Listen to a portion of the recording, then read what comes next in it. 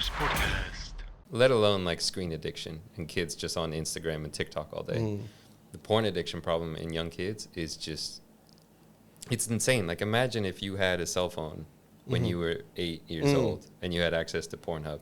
Well, the only thing is I'm saying that like parents who have some kind of responsibility, they put those blocks on. Like they can put all the blocks and Kids can get around anything. kids can hack it.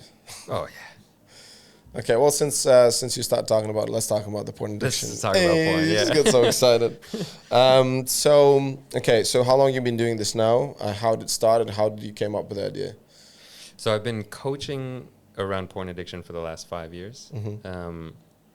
It starts way earlier. I mean, it starts with my own porn addiction. It's really, where it started and what got me into meditation. I can join as well. But I'm the functional addict. Yeah. I think at least I think so. High-functioning daily user. Yeah. Well, and, there's a wide spectrum of, whether something is totally fine to all the way to an addiction. Like some people can use it in a healthy way. Some people use it a bit too much where it's not the healthiest thing, but it's not ruining their life. Yeah. And then for some people, it's actually causing serious harm in their life. I can't wait to hear what means this is okay. This is maybe too much. You're just waiting for me to give you a green check. You're like, I just brought Jeremy on because I just really want to know that I'm okay. 5 times a day. Is that okay? I believe deep in heart it's okay. Yeah.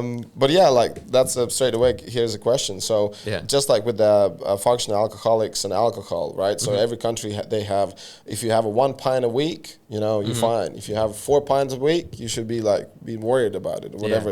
Yeah. So how is it? And who made that kind of research? Who gathered the data and said like, listen, if you watch Pornhub this amount of times, this is not okay. And how did they decide it? Well, and that's what's very fascinating and maybe also frustrating is there's no hard and fast rule based off of how many times you're watching or, how long it is.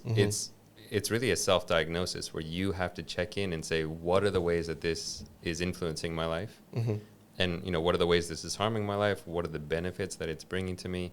And it's really a personal diagnosis of are the harms outweighing the benefits? Right. And so it's not really about the actual amount, like how many times you could get a sense. Like if I talk to somebody and they say, yeah, I watch it 3 times a day, chances are it's, probably causing harm in their life. Because then I straight away think about how how sexually active they are.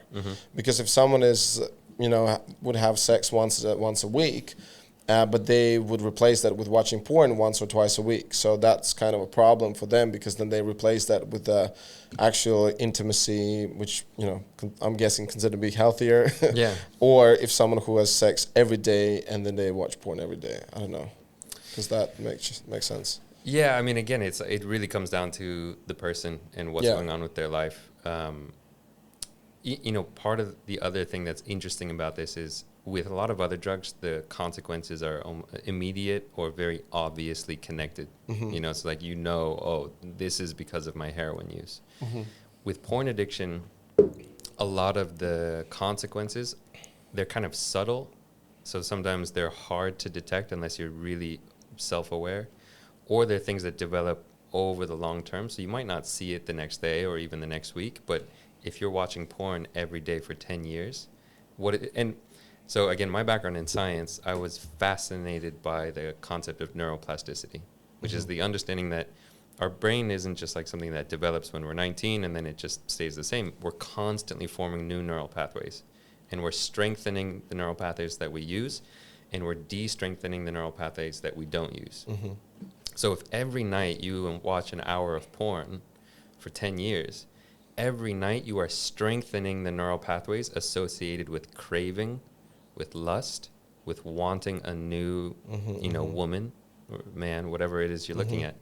And so you're strengthening those neural pathways where they become the habitual pathways. And that's what I noticed in my life is like my habitual response was objectifying women, checking women out, and also because of the way that modern high-speed internet porn on tube sites, it's all about novelty.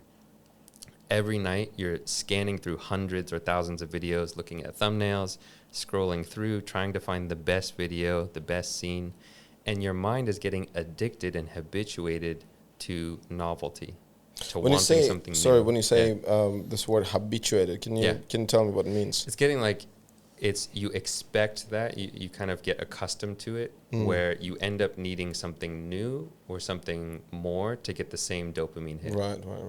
I mean, imagine if I were to say the last porn video you watched, which you probably enjoyed, if I were to say every time you watch porn, it has to be that video, and that's the only porn video you can ever watch again, you would be like, that's boring. Like, I need something new. Yeah, for me, it's like, well, the way I watch porn, actually, no, I never. I just went, friend of mine was telling me this. Yeah. The way he watches porn, I would go back to the same old videos. I would be like, I have maybe three videos. 300 videos. And I would just go in a circle. Yeah. But the way it kind of works for me, I would say like, this one I saw 3 weeks ago, and and now 3 weeks later I watched it again and was like, it's actually, I like it again, kind of thing. So, and then what I thought straight away was how it feels like we dull ourselves down. Yeah. Like when we watch the porn, like these all kinky, whatever, different crazy ways, and the novelties when you say like, like, I'm selling cookies here. I just need to sell my last box. Will you buy it, please? But I don't need any cookies. I will do anything. Yeah, the scenarios are just insane. But when you say novelty, don't you mean that novelty? Novelty like how... kind of, I mean, it can be just as simple as just needing a new face. Oh, okay. Just like wanting a new video to watch, wanting a new scenario. Okay. That's what you mean. Yeah. But what happens is, because of as you said, like, we get dulled down, where it's like most people, the same vanilla porn, like missionary sex, doesn't do it for them. Like, the first time they see it, it's like, oh my God. Like, first time you see it, it's like, oh my God, a breast. Yeah. Oh my gosh, lingerie catalog. First time that happened, that was when we were very young. That was our mothers. Okay, so right. The second time it happened.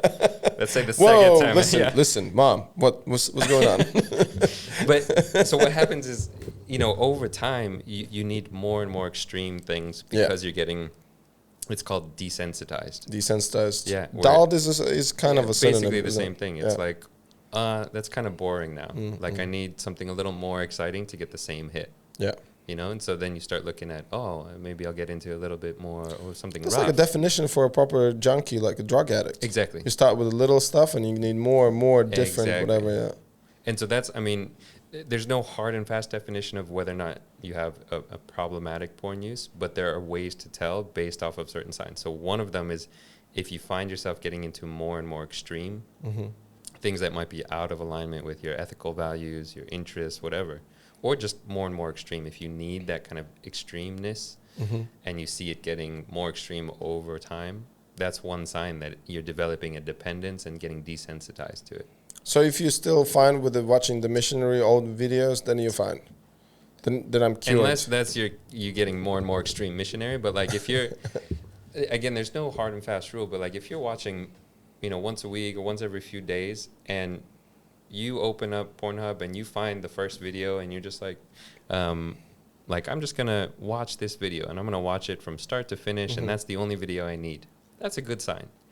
If you're like most people and you're typing in your keywords and you're like scrolling through and saying, is this the hottest missionary girl or is that the hottest missionary girl? And it's like a hunt, right? Where you're searching for the same way people kind of use dating apps these days. It's like, where's the unicorn, huh? And you become a zombie. Where you're like scrolling through, that's again another sign of like, maybe. And then also like instead of watching the beautiful storyline of the porn video, which most porn videos have beautiful storylines, like, very sensual, a lot of foreplay, a lot of communication, very good acting skills. Yeah. And so you fast forward, and you just get to the favorite position. Exactly. Yeah. Like, I like doggy style, so let me just.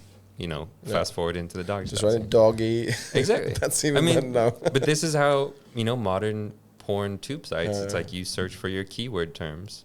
And so also what happens is you get highly, like the thing that turns you on becomes narrower and narrower, where it's almost like you need, you know, a blonde girl with double D breasts, you know, wearing a mini skirt, and that's the only thing that will really turn you on. Right.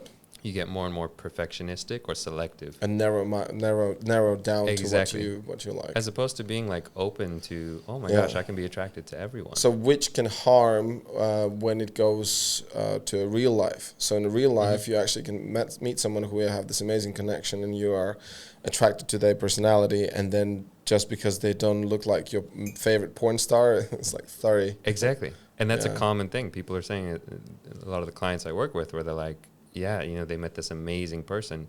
And maybe it even did fit in line with what they like, but then they get bored. Because, again, their brain is addicted to the novelty. Right. They're like, oh, I need something new. Even though there's nothing wrong, they're fully attracted. It might be the picture perfect of what they want. They're like, I need something new, right?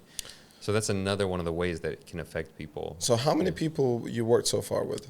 Do you know? I mean, it depends on if you're talking about direct one-on-one clients that I've worked with, or people that have gone through my courses, or, you know, seen my resources. So you have courses which they can kind of Exactly. pay for, and then just go through the course. Exactly. And they don't really need you, or Yeah. Okay. I mean, the best, like if people really want, you know, to that extra level support, working with me is the best way.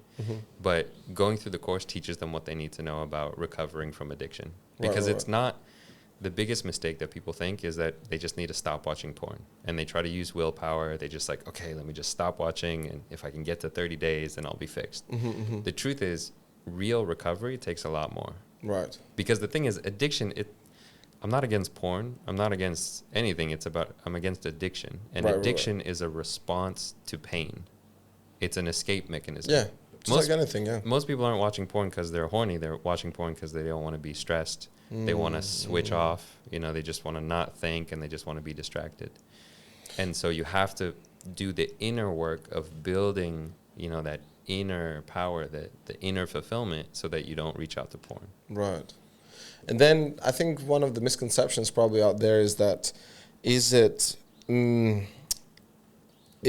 being horny and watching the porn, finding that escapism, or is it me, like when someone porn associates, especially for men, I can't speak for women, for men associates with jerking off, right? So you watch porn, and then you don't watch like just a film, you know, it's like taking notes, which I usually do when I watch a film. It's like, ooh, that's yes, that was a good stunt. That's what happened. Yeah. And yeah, talking about porn, they have a lot of stunts in there. Yeah, I would be like, let's say, if I watch porn, I would be jerking off. I love when I talk about this right now. Welcome to the Renards podcast, ladies and gentlemen. We talk about everything. And but then if you jerk off without porn, so that's considered to be healthy.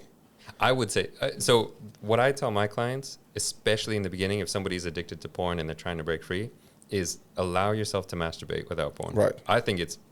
I mean, there's a lot of really interesting stuff around semen retention, you know, self-mastery around that kind of stuff, like learning how to go through periods where you're practicing that kind of practice. But in the beginning, I tell my clients, look, if you're horny enough to masturbate without porn, go for it. Right. Because it's a sign that you're actually horny. If you need the porn in order to masturbate, it's a sign that you're just trying to escape. Right. Because yeah, thinking about my experience, I could masturbate without porn if I haven't kind of masturbated for a while or whatever. But yeah, if you do watch porn for quite often, then masturbation without porn just doesn't happen. That I like there's a word masturbation instead of always saying jerking off. It sounds more refined. Yes, I don't jerk off. I masturbate. I masturbate. Blah, blah, blah. Renarspodcast.